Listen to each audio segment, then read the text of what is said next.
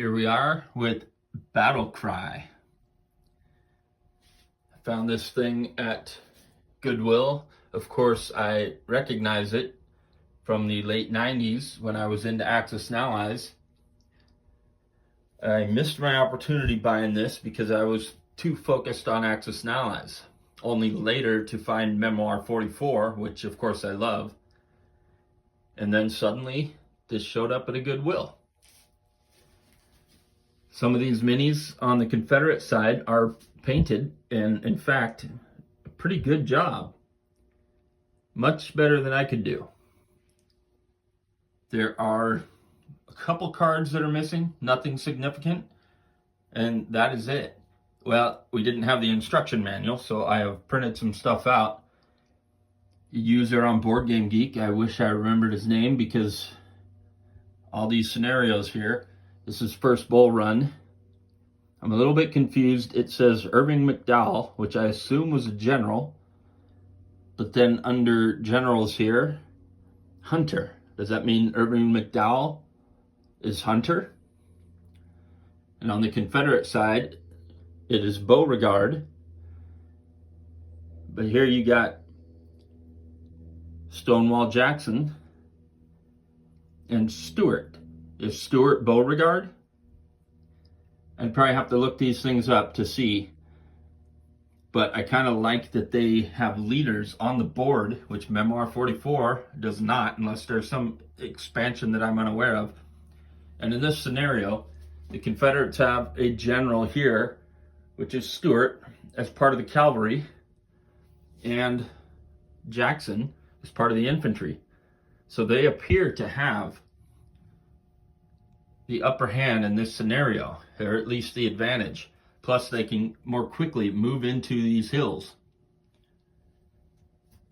I'm not even sure who won this battle historically. That might be another interesting thing to look up. But we're going to play it out. And I think what I'll do is I'll do one turn for each of them and just do a little video after each turn is done, rather than go through and show you the cards. I really don't want to take time doing that. Just focus on the board and what the movements and the updated look of the board is. And that is it. BattleCry. So the Union Army has struck first, forcing the Confederates to retreat after killing 2 units.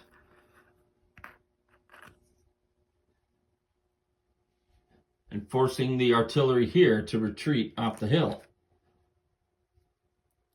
as well as killing another unit over here. So despite the Confederate advantages, the Union Army has moved up and attacked first.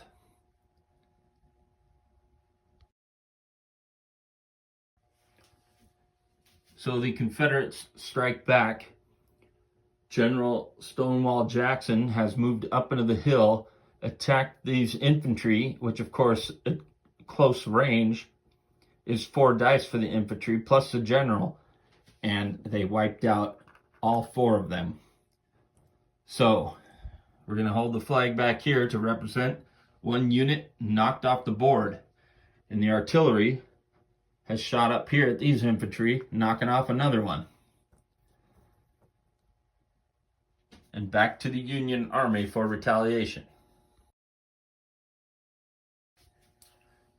The Confederates strike again, infantry attacking these infantry, and they lose 1 and force them to retreat. General Stuart with his cavalry have charged and attacked these infantry, which wiped out all 4 of them once again.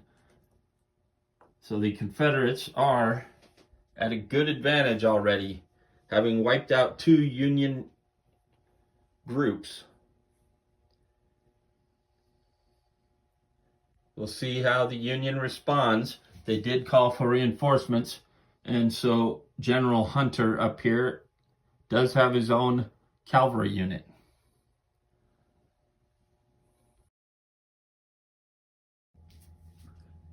Once again, the Confederates taking bold action. General Stuart trying to take the glory of the field away from General Jackson. Jackson, of course, was forced to retreat, but he did not lose any units. And Stuart is charging right up the center here and attacking the artillery, which he wiped out, giving them a third flag. The cavalry group here also attacked, but did not hit anything. So the Confederates now 3 flags to the Union 0. But likely there will be a strong response as General Stuart is stuck behind enemy lines over here. See what happens. The Union responses have simply not been strong enough. Here, General Stuart is pushed back, having to retreat 1 space, but did not lose any units. Over here, getting shot at from across the field, the Confederates lose 1 infantry. So now, with the Confederates at 3 flags to none, it is back to them to go on the offensive. So the Confederate response is strong, getting a forced march card, which allows them every infantry unit within 1 section to move 2 hexes and still battle, which of course was 1, 2, 3, 4, and 5 infantry units were all in the center section. So General Stonewall Jackson moved up, wiped these infantry out for a 4th flag. These infantry group here moved up, wiped out the cavalry for a 5th flag. And this infantry group was attacked by 2 different groups that moved up, and they got wiped out, giving the Confederates 6 flags for the win. This group here lost 1 and retreated into Henry House.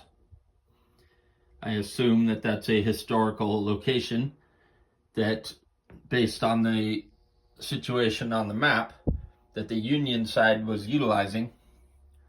Tried to move in there at the beginning of the game, but it was too far away from the action, and we moved up. And perhaps that was a big problem, as the Union just moved up too far. Potentially, with the 2 generals on the Confederate side, the Union should have been more focused on trying to find good positioning, which really isn't on their side of the field. That house is like the only spot. And we did try to move some artillery in the hill there, and they got wiped out when they got a charge from General Stuart. So even in my Memoir 44 games, this is rare to have 6 flags to none. And the Union goes first, so this is even the response by the Confederates. Sometimes I'll continue to play a game out, but in this case, I don't see a purpose. It's 6 to none. We did use more of the Memoir 44 rule set. As I said, I did not have a rule book for this. Tried to print some stuff out. I can't even be certain what I printed out is the actual rules, because they refer to the 150th anniversary edition, which looks to be better, and some of the printouts show some stuff that I don't even have. What do we got here? Yeah, these here don't even match what I have. So I'm not really certain. Either way, it's enjoyable. And I'll try to have it narrowed down before I play again. But this was a Confederate victory. And General Stonewall Jackson, I believe, took out 3 of the units all by himself in his group. So there you go. That's BattleCry.